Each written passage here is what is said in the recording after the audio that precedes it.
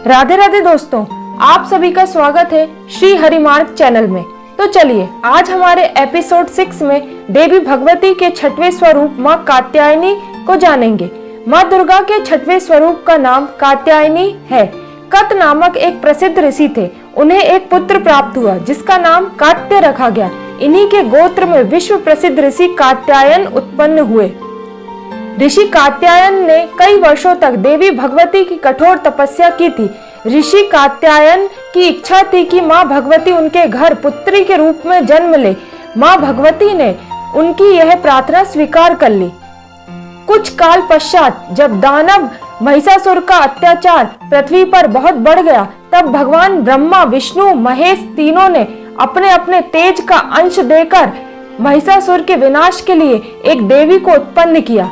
महर्षि कात्यायन ने सर्वप्रथम इनकी पूजा की, इसलिए इन देवी का नाम कात्यायनी पड़ा। देवी ने अश्विन कृष्ण चतुर्दशी के दिन उत्पन्न होकर शुक्ल सप्तमी, अष्टमी और नवमी तक 3 दिन तक कात्यायन ऋषि की आराधना स्वीकार की और 10वीं के दिन महिषासुर का वध किया। माँ कात्यायनी अमोघ फलदायिनी है। भगवान श्री कृष्ण को पति रूप में पाने के लिए ब्रज की गोपियों ने इन्हीं माँ कात्यायनी की पूजा यमुना के तट पर की थी। माँ कात्यायनी ब्रज मंडल की अधिष्ठात्री देवी के रूप में प्रतिष्ठित है। इनका स्वरूप अत्यंत भव्य और दिव्य है। माँ कात्यायनी देवी का वर्ण स्वर्ण के समान चमकीला है।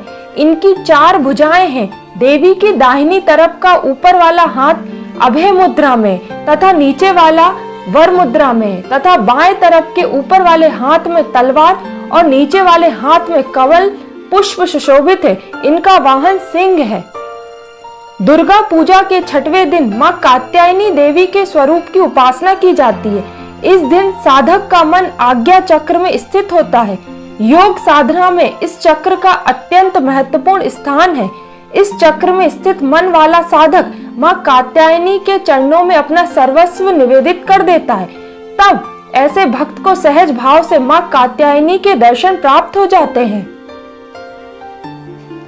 माँ कात्यायनी की भक्ति और उपासना द्वारा मनुष्य को बड़ी सरलता से अर्थ, धर्म, काम, मोक्ष चारों फलों की प्राप्ति हो जाती है।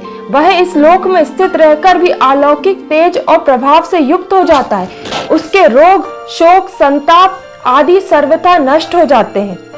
माँ कात्यायनी देवी का उपासक निरंतर उनके सानिध्य में रहकर परम पद का अधिकारी बन जाता है। अतः हमें पूर्ण रूप से माँ की शरणागत होकर उनकी पूजा उपासना के लिए तत्पर होना चाहिए। तो यह थी माँ कात्यायनी की कथा। राधे राधे।